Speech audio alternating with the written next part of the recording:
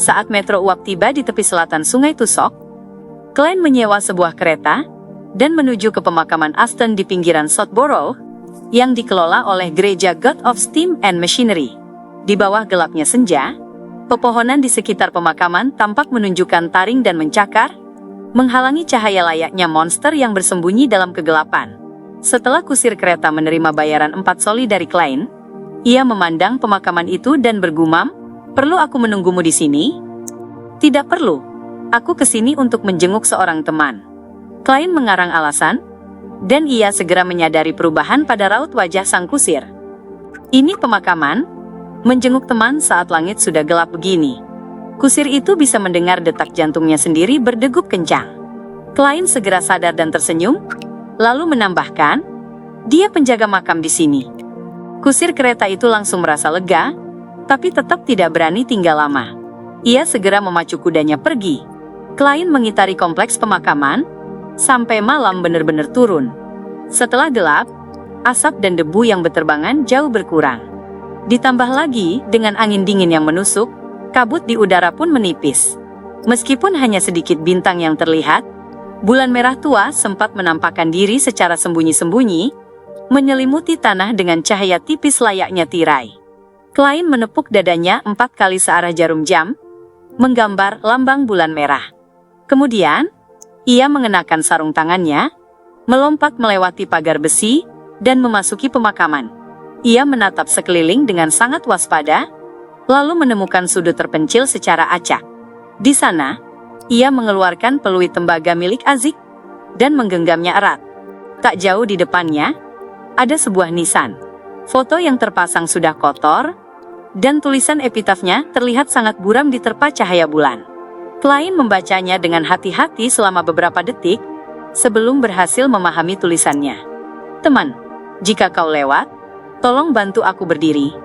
Terima kasih." Seorang pria yang sangat humoris.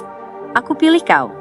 Klein berhenti, bersandar pada batang pohon yang melindungi makam dari hujan dan terik matahari, lalu menunggu dengan sabar di malam yang dingin dan menusuk.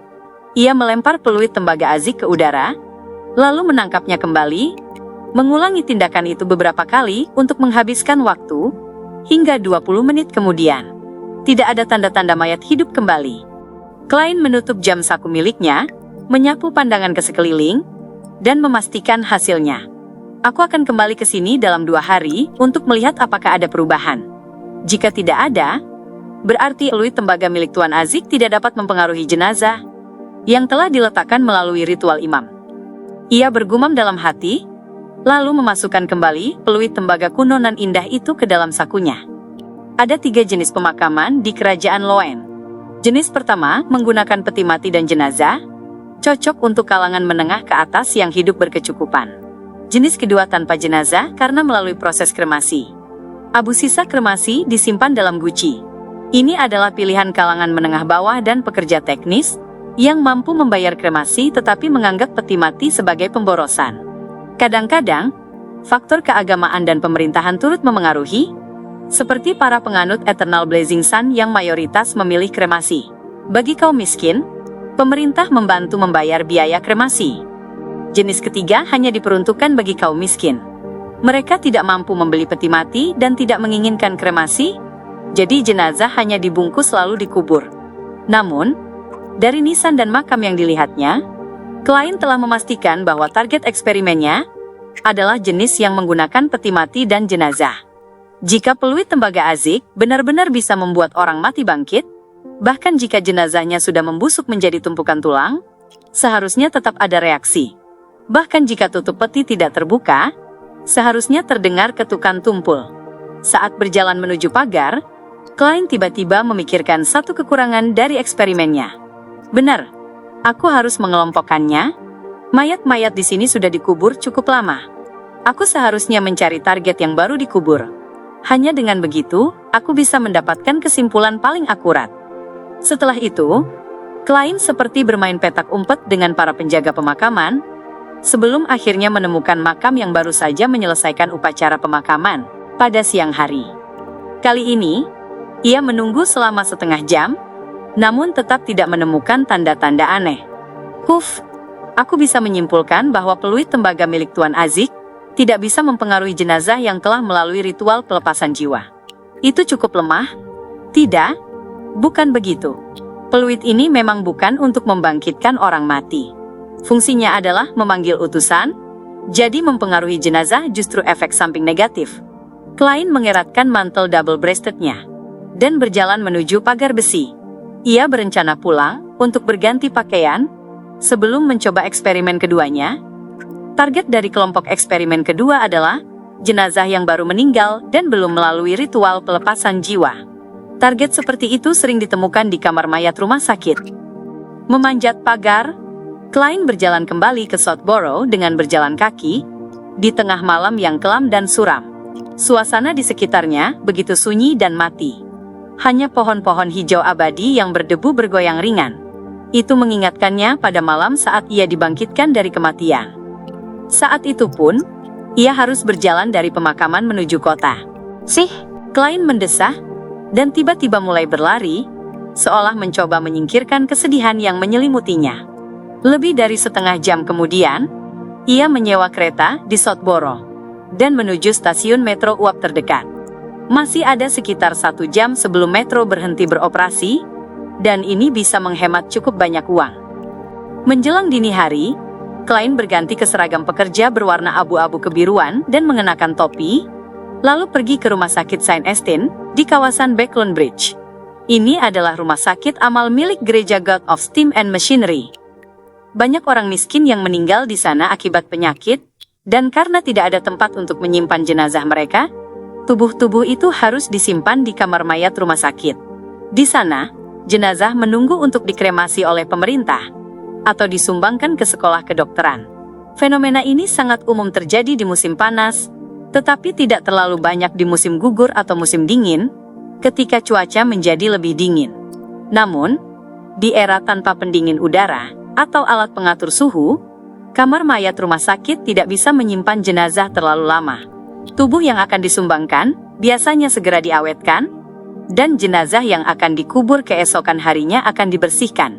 Tentu saja, aturan ini lebih ketat di musim panas. Di musim gugur dan dingin, aturan lebih longgar. Oleh karena itu, masih banyak jenazah yang tersimpan semalaman di kamar mayat selama periode ini. Kamar mayat Saint Estienne berada di bawah tanah.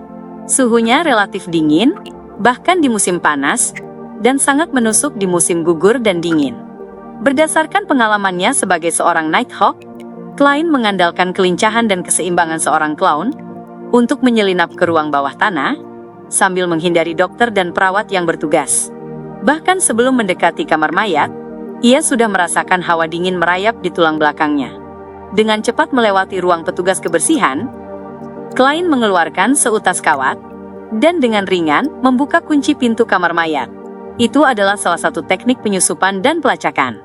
Ia perlahan dan diam-diam mendorong pintu kamar mayat, dengan tangan kanannya yang bersarung hitam. Pada saat yang sama, ia membungkus peluit tembaga Azik dengan spiritualitasnya, untuk melihat apakah metode itu bisa menghilangkan efek negatif. Suhu di kamar mayat terasa lebih rendah daripada koridor. Sebagian besar jenazah telah dibungkus dan ditempatkan dalam lemari besi terpisah.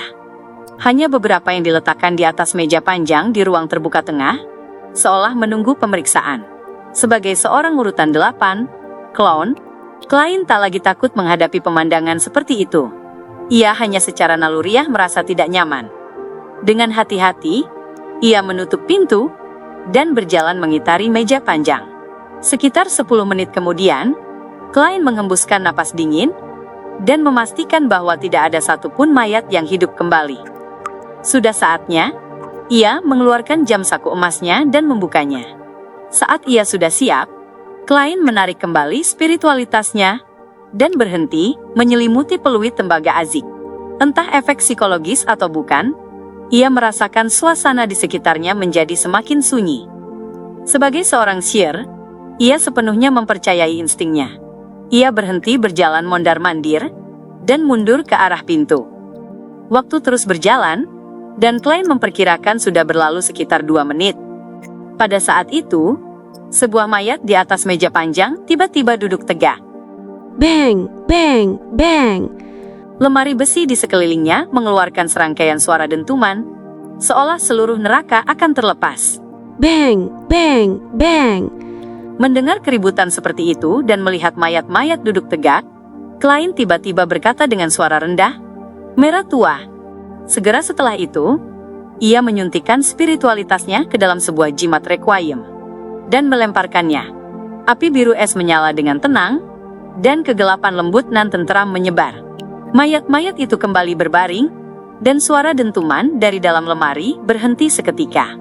Klein, yang telah mengalami situasi serupa, tidak bersantai, dan menggunakan satu jimat requiem lagi. Karena banyaknya jenazah di sekitarnya, ia menggunakan jimat ketiga demi keamanan, menghabiskan seluruh yang ia miliki. Tidak buruk.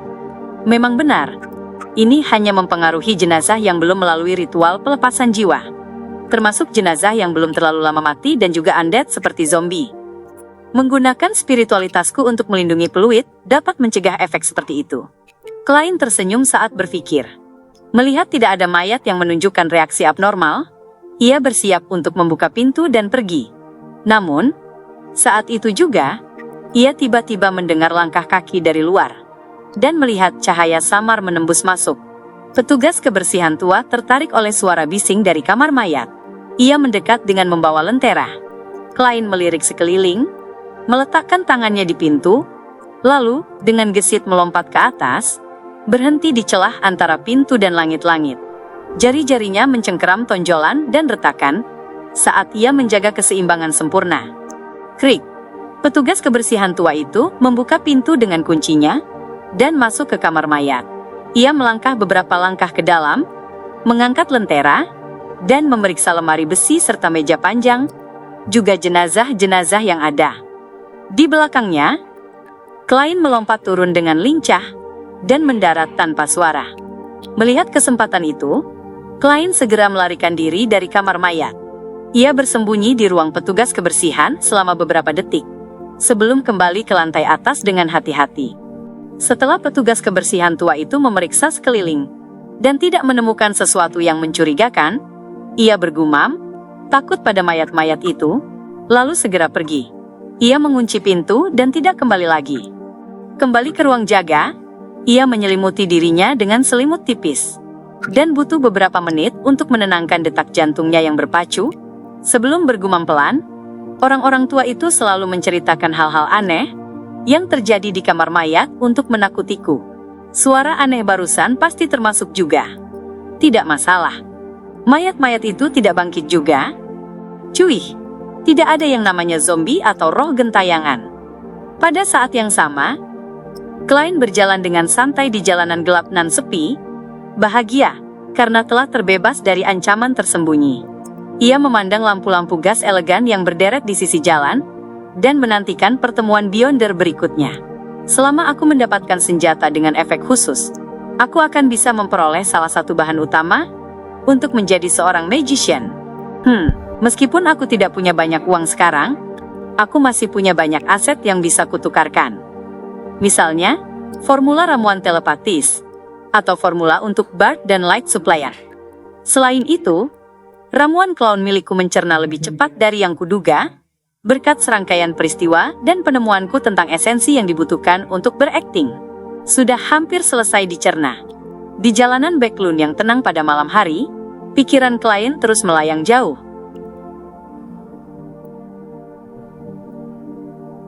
Di pinggiran Empress Borok, di sebuah arena pacuan kuda yang luas dan kosong, Audrey Hall dengan sengaja menuntun seekor kuda betina berwarna kastanya ke sudut arena, dan berpura-pura membicarakan sesuatu dengan Viscount Glen.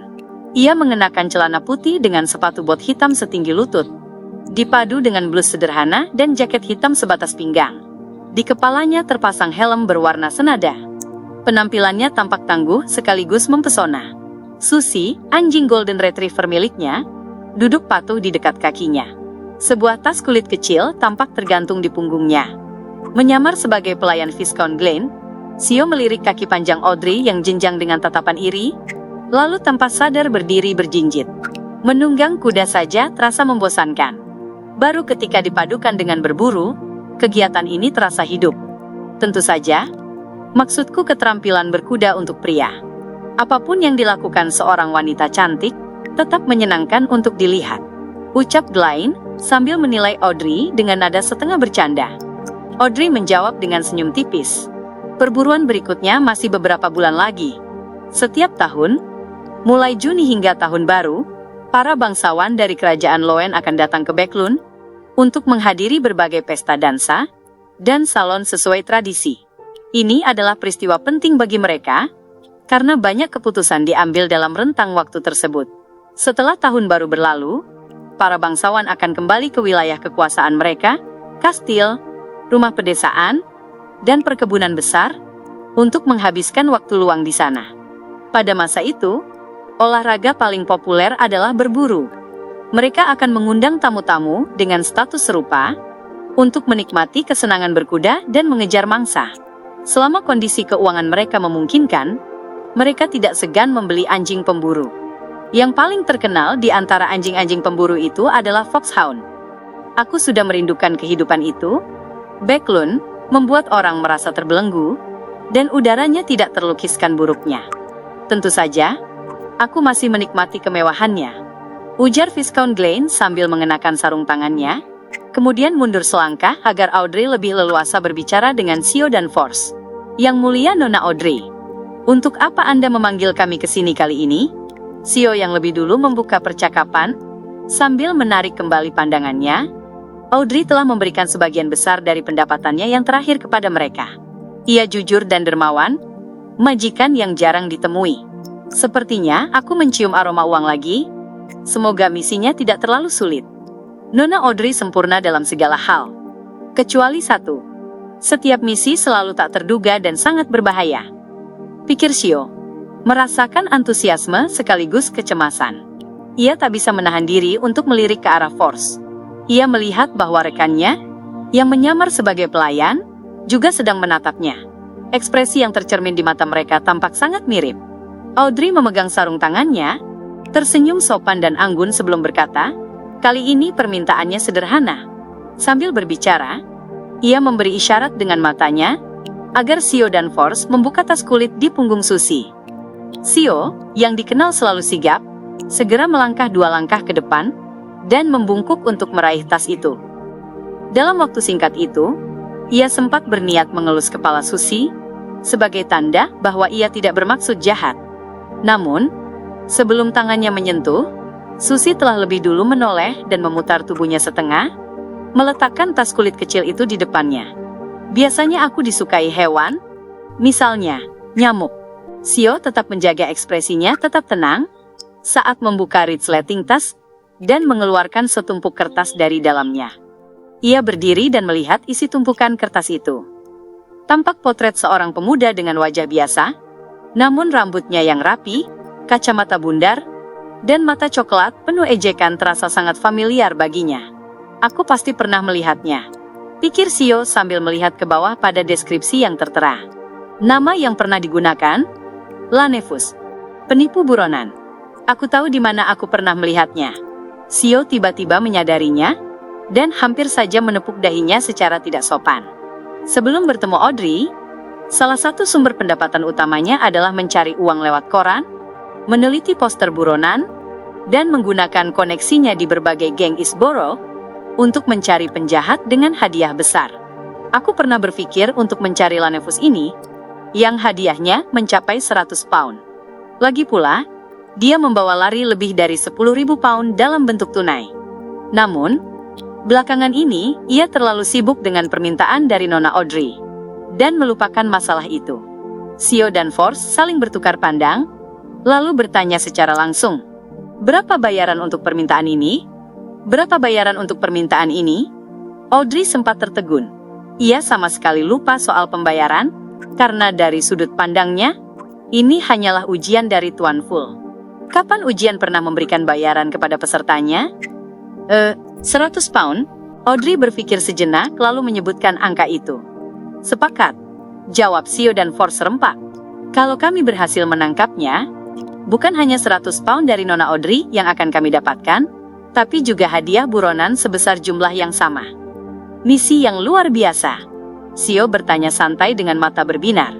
Kenapa Anda mencari penipu ini? Apakah dia pernah menipu Anda? Aku bahkan tidak tahu siapa dia. Ini benar-benar permintaan sederhana.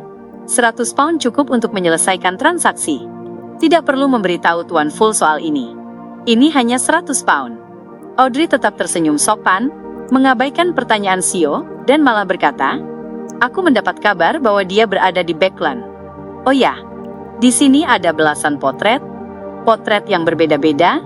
Aku mempertimbangkan kemungkinan bahwa Lanevus telah menyamar. Jadi, aku memberimu gambarnya tanpa kacamata, berjanggut, dengan gaya rambut yang berbeda. Gambar-gambar ini berdasarkan perkiraanku. Aku juga sangat mahir dalam menggambar dan melukis." Audrey sedikit mengangkat dagunya. Sio segera melupakan pertanyaan sebelumnya dan berkata dengan penuh semangat, "Ini benar-benar kabar bagus." Ia merasa seolah sudah bisa melihat hadiah 200 pound melambai padanya. Orang misterius yang ia temui dalam pertemuan dengan Tuan A belum menjalin kontak dengannya lagi. Karena itu, yang bisa ia lakukan hanyalah terus bekerja mencari uang. Audrey mengangguk samar. "Apakah kalian punya petunjuk soal masalah para alkemis psikologi?" Gumamnya. Force merapikan rambut ikalnya yang panjang, memandang ke arah Viscount Glen yang mendengarkan dari samping, lalu berkata, "Aku baru-baru ini bergabung dengan sebuah pertemuan Beyonder baru. Ada rumor bahwa formula ramuan spektator dan telepatis pernah muncul di sana. Aku mencurigai salah satu anggota pertemuan itu berasal dari alkemis psikologi. Aku akan mencoba mengajukan agar bisa membawamu ke pertemuan berikutnya." Baik. Audrey dengan sengaja tidak menyembunyikan kegembiraannya. Ia telah membaca keadaan pikiran sejati Sio dan Force dari warna, bahasa tubuh, dan ekspresi halus mereka untuk menilai antusiasme terhadap misi tersebut. Mereka juga tidak berbohong tentang alkemis psikologi. Viscount Glen bergumam, "Urusan Audrey sepertinya sudah hampir berhasil. Lalu di mana formulaku, Audrey?" "Belum ada petunjuk sama sekali. Jalur apotekeri kebanyakan berada di selatan, di wilayah kerajaan Vena Potter," ujar Force dengan penuh penyesalan. "Baiklah, aku masih muda. Aku baru 20-an. Masih banyak waktu untuk menunggu," jawab Glen dengan nada bercanda. "Baiklah, terima kasih atas bantuan kalian. Sampai jumpa lagi." Audrey membungkuk anggun, mengenakan sarung tangannya, lalu menaiki kudanya dan melaju menyusuri lintasan. Susie mengikutinya dengan gembira, seolah menemukan hiburan baru. Setelah menghabiskan malam untuk bereksperimen, ketika klien terbangun, waktu telah menunjukkan pukul 9.34 pagi di hari Selasa. Sambil menggigit roti yang diolesi mentega, ia mengenakan mantel dan topi, keluar rumah dengan tergesa, dan menulis catatan di buku pesan yang tergantung di tali bel rumah. Pemilik sedang keluar dan akan kembali setelah pukul 5 sore. Sebenarnya, ia tidak punya banyak urusan. Catatan itu hanya sebagai langkah berjaga-jaga kalau Millet Carter datang tiba-tiba. Jika pria itu mengetahui bahwa detektif yang ia bayar 50 pound ternyata tidak keluar mencari informasi atau menyusun rencana susunan struktur, melainkan hanya duduk santai di rumah sambil minum teh dan membaca novel, ia pasti akan membatalkan komisi itu dan menahan pembayaran terakhir sebesar 40 pound. Aku benar-benar tidak punya apa-apa untuk dilakukan, selain menunggu informasi dari Nona Justice. Klien berdiri di ujung jalan dan menatap kabut di langit, sambil mengeluh pada dirinya sendiri dengan tak berdaya. Ia sudah memutuskan sejak semalam di mana ia akan menghabiskan hari itu. "Pagi ini aku akan berlatih menembak di klub kuelak, membaca koran, menikmati makan siang gratis, lalu tidur siang. Sore hari, aku akan berolahraga dengan bermain squash. Begitu bar Bravehearts buka, aku akan naik kereta ke sana dan mencoba mencari tahu lebih banyak tentang pertemuan Beyonder dari Kaspars." Klien tidak berniat mencari Marik. Meskipun ia yakin bahwa pria itu memiliki lebih dari satu lingkaran Beyonder, ia khawatir nona pengawal juga termasuk dalam lingkaran tersebut. Itu akan membuat penjualan formula ramuan menjadi tidak nyaman, karena menimbulkan kecurigaan besar. Karena True Creator telah memberimu kemampuan ramalan dan tubuh yang kuat, apakah ia masih akan memberimu formula ramuan yang tidak kau butuhkan? Tidak mungkin hanya dengan memikirkannya saja. Klien membayangkan hal itu, sambil naik kereta umum menuju Hillston Borough. Setengah jam kemudian, ia tiba di klub kuelak. dan melihat seseorang yang dikenalnya. Itu adalah Talim Dumont, pelatih berkuda yang pernah merekomendasikannya ke klub. Ia juga teman Mary Gill. Berpakaian mantel wol hitam, Talim yang berambut coklat berjalan mendekat. Ia menilai Klein dari atas ke bawah sambil berkata dengan senyum aneh. "Selamat pagi. Mary dan Doragu akan bercerai. Apakah kau mencurigai alasan aku bergabung ke klub ini?" Dengan mengandalkan kemampuan clownnya, Klein dengan mudah menampilkan ekspresi terkejut. "Benarkah? Itu sungguh mengejutkan." Talim memberinya tatapan curiga yang dalam, lalu tiba-tiba tertawa. "Aku punya seorang teman yang belakangan ini sedang menghadapi masalah. Aku ingin tahu seberapa bagus kemampuan menembak dan bertarungmu." "Sebuah komisi?" "Ia hanya menanyakan tentang kemampuan menembak dan bertarungku, bukan kemampuan penalaran. Ini pasti permintaan yang melibatkan kekerasan."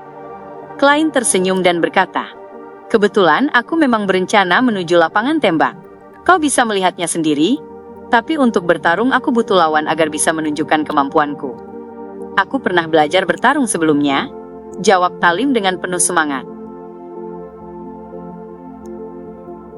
Bang, bang, bang. Sambil memegang revolver yang ia sewa dari klub pelak dengan satu tangan, Klein menarik pelatuknya berulang kali. Semua tembakannya tepat mengenai sasaran, dan bahkan tembakan terburuknya masih berada di lingkaran 8. Dengan berlatih menggunakan peluru sungguhan, ditambah kendali luar biasa yang ia miliki sejak menjadi seorang clown, kemampuan menembaknya kini tergolong sangat baik. Kalau aku terus berlatih selama beberapa bulan lagi, aku bahkan bisa disebut penembak jitu. Klein mengosongkan revolver itu dengan puas, dan mengeluarkan selongsong peluru yang jatuh berisik ke tanah. Ia menoleh ke arah Talim Dumont sambil tersenyum. "Apakah kau puas? Sangat bagus." Guru berkuda itu, Talim, sudah melepas mantel tweed hitam dan sweater abu-abu mudanya. Ia lalu memasang kuda-kuda tinju. "Ayo, tunjukkan kepadaku standar kemampuan bertarungmu." "Terus terang saja, aku sudah dilatih sebagai calon ksatria sejak kecil, dan semua latihan itu tidak akan sia-sia. Sebagai seorang Beyonder, kalau aku bahkan tak bisa mengalahkan orang biasa yang hanya menerima pelatihan, lebih baik aku mati saja," gerutu Klein dalam hati. Tanpa melepas mantel berkancing ganda miliknya, ia meletakkan revolver itu. Klein melangkah ke samping 2 kali, dan memberi isyarat pada Talim bahwa ia boleh memulai. Awalnya, ia berniat menggoyangkan jarinya demi menciptakan suasana dramatis, tapi ketika mengingat kekuatan lawannya, ia merasa itu hanya buang-buang waktu. Talim terlihat agak bersemangat, ia mulai melangkah ringan, kemudian tiba-tiba maju, dan melemparkan pukulan ke kanan. Klein menangkis dan menangkapnya dengan tangan kiri, menunduk rendah dan memutar pinggangnya, sebelum mengulurkan telapak kanan, lalu melakukan jungkir balik yang mulus. Dak! Talim terlempar dan jatuh telentang. Klein tidak menggunakan kekuatan besar di akhir, ia hanya memanfaatkan inersia untuk menjatuhkannya. "Mengesankan," seru Talim sambil cepat berdiri dan mengacungkan jempol. Seperti yang diharapkan dari seorang detektif terkenal. "Kemampuan menembak dan bertarungmu luar biasa. Aku hanya mengalahkan ayam lemah sepertimu. Lalu bagaimana kau bisa tahu kemampuan bertarungku tinggi?" Klein mencibir dalam hati, lalu bertanya sambil tersenyum. "Sekarang setelah kau melihatnya langsung, bisakah kau memberitahuku apa permintaan temanmu?" "Hehe, dia akan datang ke klub nanti. Kalian bisa berbicara sendiri." Talim memijat punggungnya sambil berkata, "Soal detail permintaannya, aku juga tidak tahu." "Oh ya, dia seorang reporter di Daily Observer, namanya Mike Joseph. Sepertinya dia berharap mendapat perlindungan jangka pendek." "Baiklah." Klein tidak bertanya lebih jauh. Ia kembali berlatih menembak. Kali ini tidak terbatas pada revolver saja. Ia juga berlatih menggunakan senapan berburu, senapan tembakan tunggal, dan senapan repetisi. Ia berharap jika di masa depan menghadapi masalah, ia akan mampu menggunakan senjata api apapun yang ada di sekitarnya. Menjelang pukul 12 siang, Klein turun ke lantai pertama, masuk ke kafetaria prasmanan, dan mengambil seporsi ayam panggang, serta sepotong steak panggang, juga lobster keju krim, menu terbatas klub tersebut. Setelah meletakkan makanannya, ia mengambil nasi laut Vena Potter, salad buah, sup tiram, dan teh hitam Marquis. Melihat makan siang yang begitu mewah, ia tak bisa menahan diri untuk menelan ludah dan memuji sang dewi dalam hatinya. Kalau makanan seperti ini dimakan di luar, harganya mungkin sekitar 3 soli. Klein bergantian menggunakan pisau, garpu, dan sendok perak sambil makan dengan puas. Saat hampir menghabiskan makanannya, Talim Dumont datang bersama seorang pria berjas tebal dan mengenakan topi setengah tinggi. Detektif Moriarty, ini teman yang kumaksud, Mike Joseph. Mike, ini detektif terkenal, Tuan Sherlock Moriarty, kata Talim sambil memperkenalkan mereka. Senang bertemu dengan Anda. Mike melepas topinya dan membungkuk sopan. Ia tampak berusia akhir 20-an, dengan alis yang agak jarang dan kulit kasar. Pori-porinya terlihat jelas. Namun fitur wajahnya tidak buruk. Mata birunya sangat menarik, dan 2 garis tipis dari kumis tipisnya memberinya pesona dewasa. Klein tanpa sadar mengusap kumis tipis yang mulai tumbuh di sekitar bibirnya. Ia bangkit, mengundang pria itu duduk, lalu tersenyum. Lobster keju krim hari ini cukup enak. Kau bisa mencobanya. Baik. Mike Joseph tidak menolak. Ia mengambil piring, berkeliling, lalu mengambil banyak makanan. Ia datang dengan terburu-buru, jadi belum sempat makan siang. Jelas Talim sambil meletakkan setumpuk surat kabar di meja. Aku bisa menebaknya. Klein meletakkan pisau dan garpunya, menyerut dengan serbet, dan menyeruput teh hitamnya dengan santai. Ia sangat puas dengan makanannya. Tak lama kemudian, Mike Joseph kembali dengan 2 piring makanan. Ia memakan beberapa suapan cepat untuk mengisi perut, sebelum menatap Klein. Detektif Moriarty, apakah Anda sudah mendengar tentang pembunuhan berantai baru-baru ini? Yang organ korbannya diambil. Jantung Klein berdebar ketika bertanya. Talim mengangguk dan berkata dengan nada melankolis. Seperti yang kuduga, setiap detektif pasti memperhatikan kasus pembunuhan berantai ini. Mike mengeluarkan salah satu surat kabar dan mendorongnya ke arah Klein. Ini laporan terbaru. Klein mengambilnya dan melihat bahwa itu adalah Daily Observer, tempat Mike bekerja. Di halaman depan tertulis, 11, seorang wanita lagi tewas. Civil Yard tak berdaya. Markas kepolisian Backlund terletak di jalan Civil, di tepi Empress Borough, sehingga mereka juga dikenal sebagai Civil Yard. 11. Sudah kasus ke-11, Klein menahan diri untuk tidak mengernyit dan terus membaca. Ia menemukan bahwa kasusnya memang sama seperti yang pernah ia tangani. Korban adalah seorang wanita berpakaian gaun mewah, dan ususnya telah dikeluarkan dari perutnya. Ini jelas kasus yang penuh dengan tanda-tanda pemujaan iblis. Pasti Civil Yard telah menyerahkannya kepada para Nighthawk, Mandated Punisher, atau pasukan Machinery Hive Mind. Mereka punya orang-orang yang mampu melakukan ramalan, medium, dan berbagai metode Beyonder yang efektif. Mengapa kasus ini belum terpecahkan? Mengapa pelakunya belum tertangkap? Apakah pelakunya memiliki kekuatan anti penyelidikan yang tinggi dan mampu menghancurkan jiwa korban? Atau apakah jiwa korban bersama dengan isi perutnya diambil sebagai syarat ritual pemujaan iblis? Ya, dia pasti mampu mengganggu ramalan. Memang, kalau Beyonder jalur Devil tidak punya kekuatan seperti itu, bagaimana mereka berani melakukan pembunuhan berantai? Pikir Klein sebelum berkata kepada Mike Joseph, apakah kau ingin melakukan penyelidikan pribadi? Maaf, aku tidak bisa mengambil kasus ini. Tanpa undangan dari pihak kepolisian, aku tak bisa ikut campur. Aku harus menjaga hubungan baik dengan mereka. Hubungan baik yang dimaksud adalah ketika mereka mengundangku ke kantor polisi untuk minum kopi. Klein mencibir dirinya sendiri dalam hati. Alasan sebenarnya ia menolak adalah karena ia bisa saja bertemu dengan Beyonder resmi yang terlibat dalam penyelidikan pembunuhan itu, termasuk para Nighthawk dari Keuskupan Backlund. Tidak, bukan penyelidikan. Maksudku, ini bukan penyelidikan untuk mencari si pembunuh. Aku hanya ingin menyelesaikan laporanku. Jelas Mike Joseph sambil menelan beberapa udang. Laporan. Klein meletakkan cangkir porselen putihnya, menyilangkan tangan, dan bertanya santai pada Mike Joseph.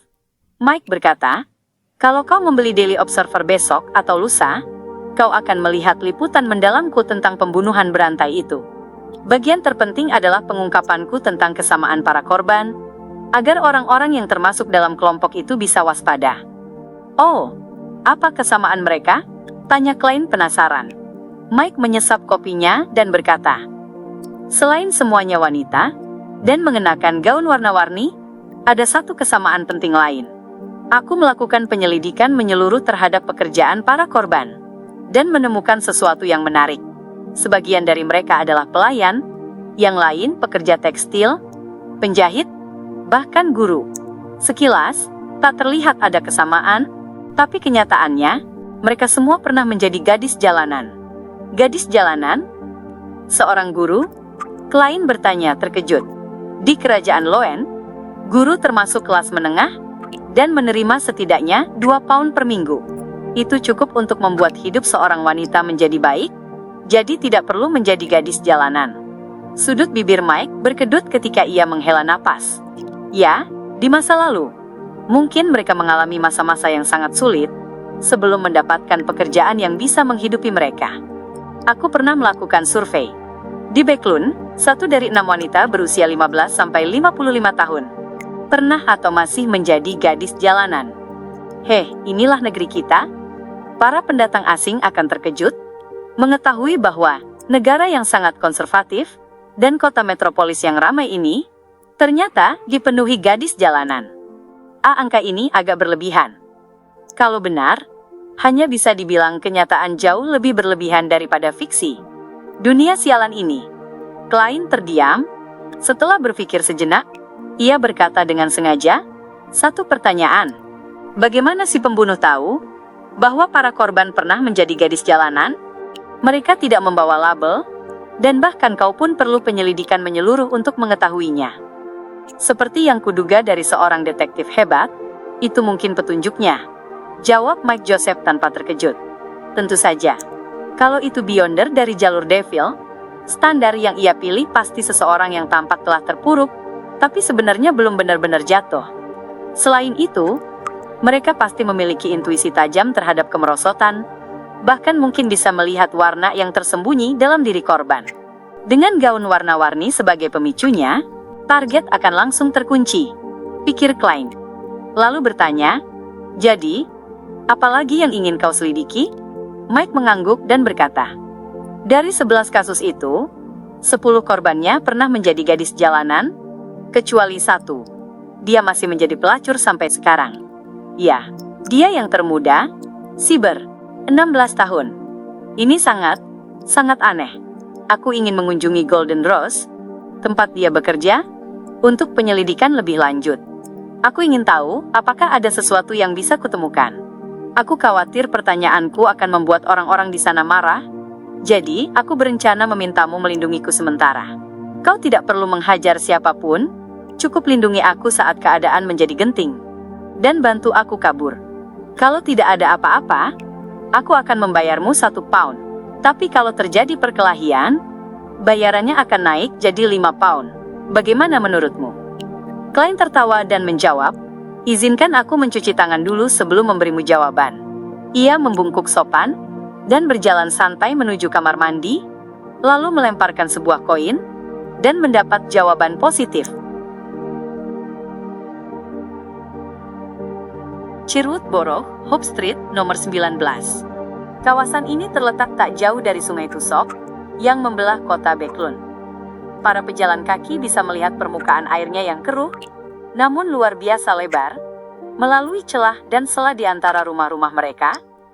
Reporter Daily Observer, Mike Joseph, turun dari kereta, dan menunjuk pada sebuah bangunan 3 lantai berwarna biru keabu-abuan di depan mereka. Ia berkata kepada Klein, yang berdiri di sampingnya, mengenakan mantel frok hitam berkancing ganda, topi setengah tinggi, dan kacamata berbingkai emas, "Itulah Golden Rose, rumah bordil legal terbaik di kawasan jembatan Backland, sekaligus di Sherwood Borough. Tempat ini buka pukul 3 sore, dan tutup pukul 2 dini hari. Rumah bordil legal terbaik di Sherwood dan kawasan jembatan Backlund. Dengan kata lain, ada yang lebih baik lagi di 2 kawasan ini, hanya saja ilegal." Klein merenung dalam diam, dan melirik ke arah pintu masuk yang dihiasi ukiran mawar emas. Tidak ada papan nama yang tergantung di sana. "Ini tidak termasuk gadis jalanan, kan?" Ia bertanya tanpa berpikir panjang. "Tentu saja tidak. Ini kelas yang lebih tinggi." Mike sendiri yang menuntun Klein ke depan bangunan dan mendorong pintunya. Begitu masuk, Klein mencium aroma campuran yang sedikit menyengat dan mendengar melodi lembut nan menggoda. Secara naluriah, ia menyapu pandangan ke sekeliling dan melihat para penjaga berbadan kekar, mengenakan mantel hitam dan topi setengah tinggi, berdiri di kedua sisi pintu masuk, serta setiap sudut aula. Sebagai bisnis legal, mereka jelas bertugas menangani pemabuk dan pengacau. Aula yang disepuh emas itu dikelilingi berbagai sofa, kursi, bahkan sebuah piano. Di tengahnya terdapat area untuk menari. Saat itu, banyak wanita duduk di berbagai sudut, rambut mereka berwarna emas, coklat, kuning pucat, atau hitam. Ada yang terlihat dewasa, ada yang tampak muda dan pemalu, ada yang muda dan mempesona, dan ada pula yang sungguh menawan. Para wanita itu menikmati alunan musik, tertawa kecil sambil berbincang, membaca koran atau majalah dengan tenang, atau menari dengan para pria. Baru pukul 3:30 sore, jadi belum banyak pelanggan. Sekilas, tempat itu lebih menyerupai pesta dansa yang terhormat daripada rumah bordil. Kalau kau datang lewat pukul 8 malam, akan ada pertunjukan yang menarik. Haha. Kalau ada wanita yang menarik perhatianmu, dekati saja dan ajak ia menari. Setelah itu, tanyakan tarifnya di tengah melodi yang indah. Kalau kalian berdua sepakat, kalian bisa naik ke lantai 2 atau 3 dan menikmati waktu menyenangkan di salah satu kamar. Hehe, selama kau mau membayar, kau bahkan bisa tidur di sini sepanjang malam. Mike menoleh ke kiri dan kanan, kehilangan ketenangan serta keanggunannya sebelumnya, tampak lebih genit. Ia berjalan ke dalam aula dengan senyum lebar dan mendekati seorang gadis muda yang paling banter berusia 15 atau 16 tahun. Apakah dia menunjukkan sifat aslinya atau ini bagian dari pekerjaannya? Klein memperhatikan dengan bingung sambil mengikuti Mike Joseph tanpa sadar. Korban, Cyber, baru berusia 16 tahun. Secara teori, gadis dengan usia serupa lebih mungkin menjadi temannya dan mengetahui lebih banyak. Saat itu, Mike menurunkan suaranya dan menjelaskan. Lalu ia mengangkat alis tipisnya dan bertanya dengan suara normal, "Wanita mana yang menarik hatimu?" "Aku hanya pengawalmu," jawab Klein dengan logika yang sangat wajar. Mike mengangguk pelan lalu tiba-tiba tertawa. "Aku tidak terbiasa diperhatikan saat melakukan hal semacam itu. Aku akan berjaga di luar." Klein memahami maksud Mike dan bersikap serius serta profesional. Tanpa berkata lagi, Mike berjalan mendekati gadis muda itu, membungkuk, dan mengulurkan tangan, mengajaknya menari, menjadi pelacur di usia ini. Backlund sungguh menakjubkan sekaligus kotor. Siapa sangka ada pria parubaya yang tampaknya terhormat, menjadi pelanggan di tempat seperti ini. Bahkan sisi rambutnya pun sudah memutih. Klein menurunkan tangannya dan berdiri tegap, mengawasi Mike dan gadis itu menari perlahan. Beberapa menit kemudian, Mike kembali dan berkata pada Klein dengan nada kesal, "Terlalu mahal." Saat keduanya mendekat, ia menambahkan dengan suara rendah, gadis itu mengenal Cyber. Tapi pemiliknya, Nyonya Lopez, melarang mereka membicarakan hal itu kepada siapapun. Kalau melanggar, hukumannya sangat berat. Ya Tuhan, ketika hukuman disebutkan, gadis malang itu bahkan gemetar secara refleks. Aku bisa membayangkan betapa mengerikannya. Klein menghela napas simpati dan bertanya dengan suara pelan, "Jadi, apa yang akan kau lakukan?" "Aku tidak ingin menyusahkan gadis-gadis itu lagi. Aku berencana langsung menemui Nyonya Lopez." Mike menepuk bahu Klein dan berkata, "Lindungi aku." Klein memutar tubuh ke samping dan memperingatkan dengan nada serius, "Kalau kita menghadapi situasi berbahaya, kau harus mendengarkan aku. Kau mengerti? Dengarkan aku." Oke. Mike mengangkat tangannya ke bahu dan mengangguk. Sambil berkata demikian, ia berjalan menuju sebuah sofa tunggal di sudut ruangan. Di sana duduk seorang wanita mempesona, dengan riasan tebal dan gaun mewah. Kalau kau tidak ingin dipermalukan setelah menari hanya sekali, dan ingin melanjutkan, sebaiknya kau bicara dengan Nyonya Lopez dulu, dan cari tahu tarif para gadis. Mike meninggikan suaranya. Wanita itu mendengar percakapan mereka dan menoleh. Ia bangkit perlahan dan tersenyum. Selamat sore tuan-tuan. Aku Lopez. Apakah ada gadis yang menarik perhatian kalian? Ada. Mike menatapnya dari atas ke bawah dan berkata sambil terkekeh, aku benar-benar mengagumimu. Aku juga mengagumimu. Kau bertingkah seolah ini rumahmu sendiri. Sudut bibir Klein berkedut. Ekspresi Lopez membeku sesaat. Lalu ia tertawa palsu dan berkata, maaf, aku tidak enak badan hari ini. Kau tahu, setiap bulan ada saat-saat ketika wanita merasa kurang sehat. Melihat tidak ada jalan untuk berbicara empat mata dengannya, Mike terdiam beberapa detik sebelum tiba-tiba menjadi serius. Nyonya Lopez, aku seorang reporter. Aku ingin mengetahui lebih lanjut tentang kasus siber. Ini bukti identitas resmi saya. Wajah Lopez mengeras, dan ia menjawab dengan nada tidak sabar. Aku sudah memberitahu semua yang kutahu kepada polisi. Kau sebaiknya bertanya kepada mereka. Siber adalah anak yatim tunawisma yang kuadopsi. Malam itu, dia menerima undangan dari seorang tamu untuk bermalam di rumahnya, dan dia meninggal dalam perjalanan pulang keesokan paginya. Sudahlah, silakan pergi, atau ajak salah satu gadis untuk menari. Sambil berbicara, Lopez melambaikan tangan memanggil dua penjaganya. Klein langsung melangkah maju untuk melindungi Mike Joseph, dan membawanya kembali ke aula. Melihat itu, kedua penjaga tersebut tidak gegabah mengusir mereka. Beberapa langkah kemudian, Klein berkata pelan, dia berbohong. Oh, Mike menoleh dengan ekspresi terkejut. Saat berbicara, matanya bergerak ke sana kemari. Ia tidak berani menatap langsung ke arahmu, tapi diam-diam mengamati reaksimu, yang berarti ia berbohong sambil memantau tanggapanmu. Selain itu, sikapnya sangat defensif dan tampak gelisah. Klein memaparkan analisanya. Mike membuka mulutnya dan beberapa detik kemudian berseru, kau benar-benar detektif hebat. Hanya dengan pengamatan tajam dan deduksi luar biasa, kau bisa menemukan detail penting seperti itu. Itu hanya karena aku menggunakan spirit vision dan bisa melihat warna emosi Lopez yang tidak normal. Alasan-alasan itu baru kupikirkan setelahnya. Klein tersenyum dan berkata, terima kasih, sebaiknya kita pergi. Mike Joseph menoleh ke arah Lopez dan melihat wanita itu berjalan menuju pintu samping aula, seolah hendak menuju ruang pribadinya. Pintu itu berada di sudut ruangan yang tenang, sulit terlihat dari sebagian besar aula. Di sana juga berdiri dua penjaga. Mungkin kita harus mengikuti Nyonya Lopez dan mengamati reaksinya. Mungkin kecemasan barusan akan membuatnya melakukan sesuatu. Mike tiba-tiba menoleh pada Klein. Bisakah kau mengurus dua penjaga itu dengan cepat? Tuan, tugasku hanya melindungimu, dan itu melanggar hukum. Klein menjawab sambil tersenyum. Aku akan membayar lebih, total 5 pound sesuai tarif pertarungan sebelumnya. Kalau nanti ada perkelahian lagi saat kita kabur, 10 pound. Mike Joseph menggertakkan giginya. Sepakat. Klein mengulurkan tangannya dan mereka berjabat tangan.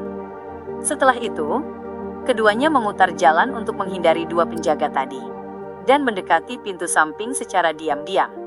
Tuan-tuan, tolong berhenti. Mohon tinggalkan area ini. Salah satu penjaga maju dan menghadang mereka. Maaf, kami akan segera. Klein membungkuk sopan dan meminta maaf.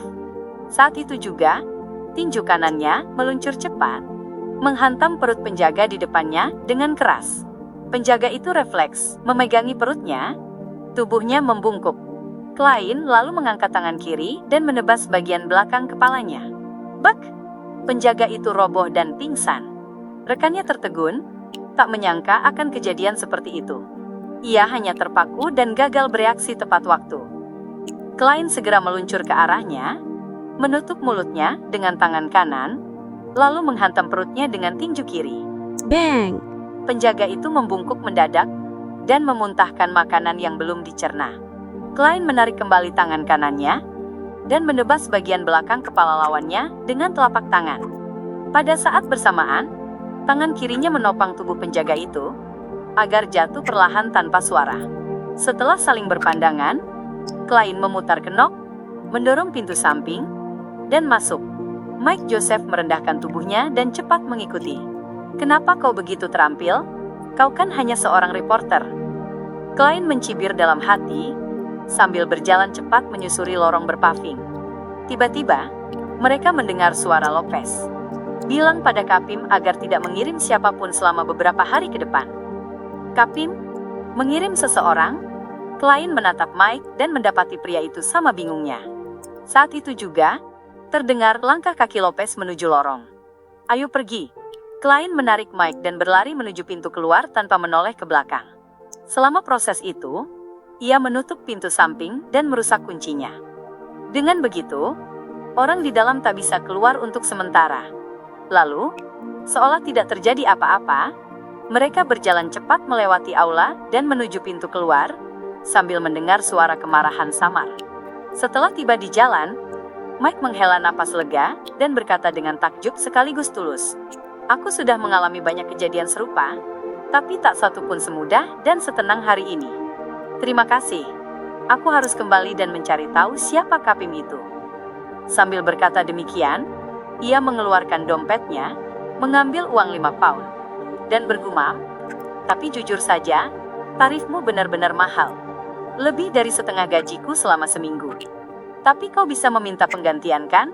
Jawab Klein sambil menyeringai. Lalu ia bertanya dengan nada khawatir, "Kau tidak takut Lopez akan mendatangi kantormu dan memanggil polisi untuk menangkapmu? Itu kartu identitas palsu." Mike Joseph mengangkat bahu dengan gaya santai. Klein hanya bisa mengaguminya. Setelah melihat Mike naik kereta dan pergi, ia menyeberang jalan secara diagonal, menunggu kereta umum sambil mengawasi apakah ada yang mengejarnya. Saat itu, sebuah kereta sewaan perlahan mendekat dan berhenti di depannya. Seorang pria parubaya mengenakan mantel hitam turun dari kereta dan mengangguk ke arah Klein. Ia bermata biru, berwajah tirus, dan beruban di pelipisnya. Ia adalah pria tua yang sama yang dilihat Klein di Golden Rose tadi. Dia bukan pelanggan Golden Rose. Dia sama seperti kita. Klein tiba-tiba menyadarinya. "Halo, aku detektif Isengard Stanton. Aku membantu polisi dalam kasus ini. Bisakah kita berbincang?" Pria parubaya itu menunjuk ke arah bekas jejak roda kereta.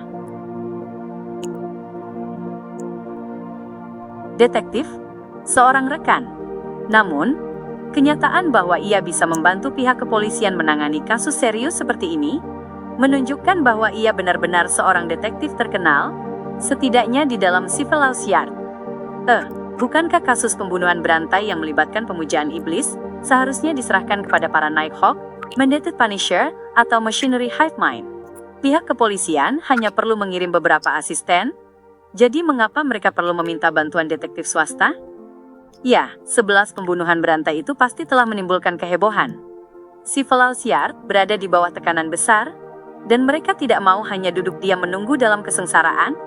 Banyak pikiran melintas di benak Klein, tetapi di permukaannya, ia hanya menampilkan sebuah senyuman. Baiklah.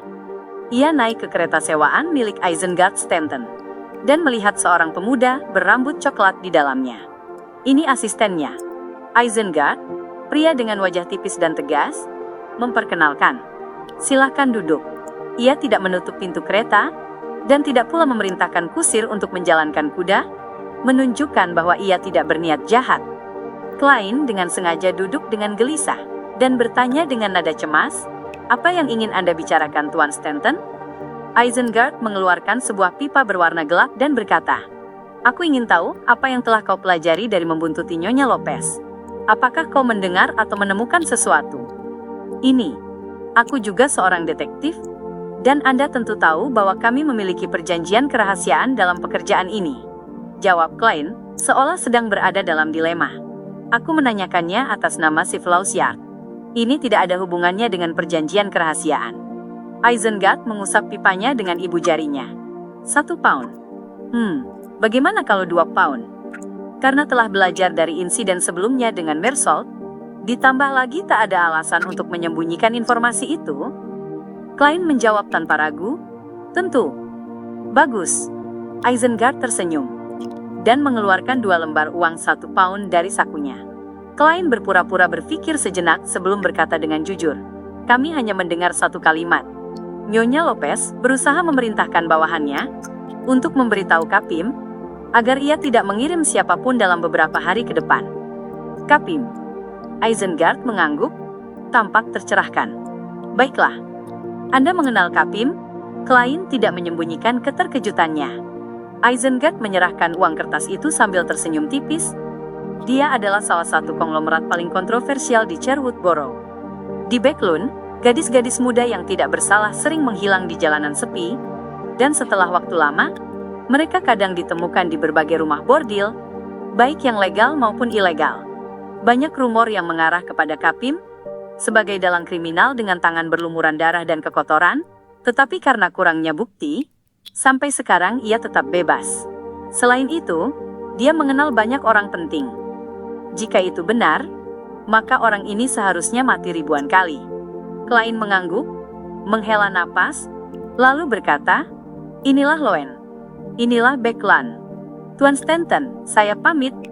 Terima kasih atas kerjasamanya." Isengard berdiri setengah jalan sebagai isyarat sopan untuk mengantarnya. "Ngomong-ngomong, kemampuan bertarungmu luar biasa. Mungkin kita akan punya kesempatan bekerja sama lagi nanti. Bagaimana aku harus memanggilmu?"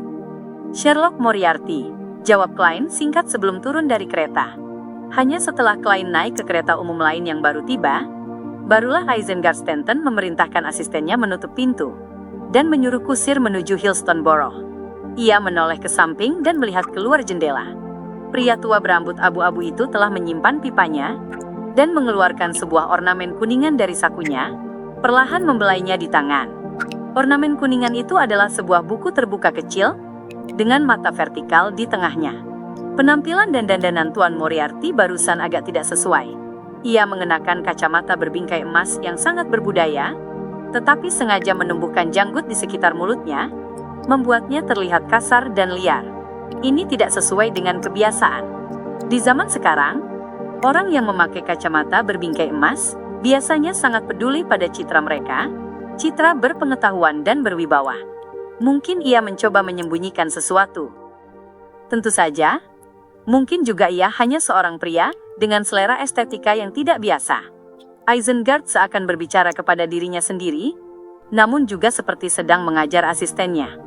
Pada saat itu, Klein yang duduk di kereta umum bergumam dalam hati, sambil bersandar ke dinding, detektif Isengard Stanton itu bermasalah. Sejak aku mengaktifkan Spirit Vision, ia menunjukkan warna biru dari pikiran rasional dan ketidakpedulian, serta terus mempertahankan warna ungu dari dominasi spiritual. Tidak banyak warna emosi lain yang muncul. Bagi orang normal, kecuali jika mereka sepenuhnya fokus mempelajari masalah yang sulit, sangat sulit untuk mempertahankan keadaan seperti itu dalam waktu lama. Emosi lain pasti akan muncul, hanya saja durasinya yang berbeda. Ya, entah detektif Isengard Stanton adalah seorang jenius dalam pengamatan dan penalaran dengan bakat luar biasa, atau dia seorang beyonder. Kereta umum bertingkat 2 itu mengangkut lebih dari 40 penumpang, menuju kawasan Backlund Bridge. Klein perlahan menarik kembali pikirannya, dan mengalihkan pandangannya keluar jendela, mengagumi bangunan 2 hingga 3 lantai di sisi jalan. Sesekali ia melihat rumah-rumah coklat setinggi 5 atau 6 lantai, tanda tren terbaru di Backlund, dan bukti teknologi konstruksi paling maju di kerajaan. Setelah berganti kereta, Klein tiba di Iron Gate Street, dan turun tepat di seberang Braveheart's Bar. Karena belum masuk waktu ramai, begitu ia masuk, ia langsung melihat Caspar sedang minum di bar. Pria tua berhidung merah seperti brandy itu memesan segelas Lansky Proof, matanya menyipit puas saat menikmati aroma malt, dan sensasi terbakar di tenggorokannya. Klein mendekat, mengetuk meja, dan bertanya sambil tersenyum, "Apakah Marek ada di sini?" Pada saat yang sama, ia memasukkan satu tangan ke saku, dan menggenggam peluit tembaga milik Azik, menggunakan spiritualitasnya untuk menahan efek negatifnya. Sebelum ia menyelesaikan kalimatnya, ia merasakan tatapan-tatapan menyapunya, jelas bahwa mereka sedang mengamatinya. Begitu ia selesai bertanya, tatapan-tatapan itu beralih dari dirinya, dan terfokus pada Caspars. Pria tua dengan bekas luka besar di wajahnya membuka mata, dan ketika melihat Klein, ia berkata dengan nada kesal, "Dia tidak datang, dia juga tidak datang kemarin. Dia tidak datang." Klein menghela napas lega, tak lagi menggunakan spiritualitasnya untuk membungkus peluit tembaga Azik. Ketika aku menyebut Marich, seseorang menatapku. Ketika mereka mendengar aku menanyakan keberadaannya, tatapan itu berpindah lagi. Seseorang juga sedang mencari Marich. Klein menahan diri untuk tidak menoleh dan mengamati, lalu mulai menganalisis kejanggalan itu. Dikombinasikan dengan keraguannya sejak awal, ia merasa pertanyaan itu kini mulai menemukan jawabannya. Aku sempat bingung minggu lalu, mengapa seorang urutan 5, nona pengawal, mau menerima misi perlindungan 3 hari hanya demi 1.000 pound. Ini bukan karena harganya terlalu rendah, melainkan karena seseorang di level itu sudah tergolong orang yang sangat kuat. Di gereja Sang Dewi, ia sudah memenuhi syarat menjadi diakon Nighthawk atau uskup keuskupan.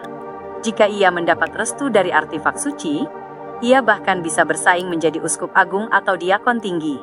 Di berbagai organisasi rahasia dan badan intelijen, urutan 5 juga berarti orang itu akan menjadi pemimpin sebuah distrik, atau minimal orang nomor 2 atau 3. Bahkan jika seorang Beyonder tidak tergabung dalam organisasi manapun, seseorang dengan kekuatan seperti itu akan mampu membentuk organisasi kecil sendiri. Dari sudut pandang manapun, nona pengawal bisa menikmati penghormatan dari bawahannya, jadi tak perlu baginya mengambil pekerjaan secara pribadi. Waktu itu, aku pikir kemungkinan besar aku telah menyewa seorang pengawal urutan 6 yang bisa bertahan sedikit lebih lama melawan ahli yang dikirim oleh Bakerland, memberi kesempatan bagiku. Tapi siapa sangka nona pengawal begitu kuatnya. Melihat kejadian hari ini, nona pengawal dan Marich mungkin sama sepertiku. Identitas mereka sensitif dan mereka harus bersembunyi. Ya, situasi mereka mungkin bahkan lebih parah, dan mereka harus terus-menerus khawatir akan diburu.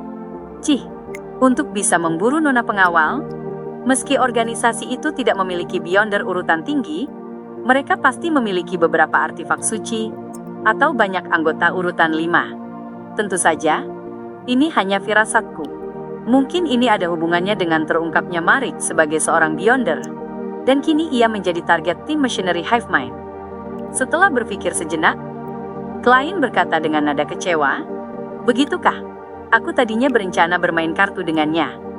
Mendengar sesuatu yang tidak sesuai dengan gaya bicara Klein biasanya, Kaspar waspada. Ia pun tidak menoleh, melainkan tertawa kecil dan berkata, "Akan ada permainan kartu malam ini. Texas, kau mau ikut?" "Tidak, aku hanya ingin bermain sampai waktu makan malam." Sepertinya aku akan pulang saja." Klein menghela napas dan meninggalkan Bravehearts Bar tanpa memesan minuman. Ia berniat bertanya kepada Kaspars tentang pertemuan Beyonder lainnya. Tetapi dalam situasi itu, ia dengan hati-hati membatalkan niatnya. Sebenarnya, ia bisa saja pergi ke ruang kartu atau tempat yang relatif tertutup untuk berbicara dengan Kaspars, tetapi demi keamanan, ia memutuskan untuk menundanya sampai lain waktu. Klein tidak terburu-buru pulang. Sebaliknya, ia pergi ke apartemen satu kamar yang ia sewa di Isborough, dan mulai melakukan ramalan di atas kabut abu-abu, untuk memastikan tidak ada yang mengikutinya. Setelah pikirannya tenang, ia tiba di Main Street sebelum hari benar-benar gelap, dan menemukan berbagai koran langganan menumpuk di kotak suratnya. Hari ini aku terburu-buru pergi, jadi tidak sempat membacanya. Di klub kolak, aku makan enak setelah latihan menembak, dan sempat tidur siang, sebelum akhirnya dipaksa bermain beberapa pertandingan tenis dengan Talib. Kemampuanku memang belum cukup, tapi kondisi fisikku bisa menutupi kekurangan itu. Gumamnya pelan sambil membuka pintu dan masuk ke dalam rumah, lalu memutar kunci gas. Ia membawa koran-koran itu ke ruang tamu dan duduk di sofa. Ia menyalakan lampu dinding dan mulai membaca. Klein pertama-tama membaca Backlund Morning Post, dan langsung membuka halaman kelima, di mana ia melihat sebuah iklan. Itu adalah iklan pembelian barang oleh Ernst Firm. Harganya adalah 7 pence per liter tepung, 1 soli untuk mentega, 6 pence per pon lemak babi, 1 soli 3 pence per pon krim, 8 soli per pon teh hitam Markis. Dengan kata lain, akan ada pertemuan Beyonder di tempat yang sama, pukul 8 malam besok. Kode untuk pintunya adalah mengetuk 7 kali keras, 1 kali ringan, 6 jeda panjang, dan 1 jeda pendek secara berurutan. Angka 3 dan 8 sisanya tidak berarti. Klein menafsirkan isi pesan itu, bersandar di sofa, dan mulai menantikan pertemuan besok malam. Ia ingin menjual beberapa formula untuk melihat apakah ia bisa membeli bahan atau benda yang sesuai.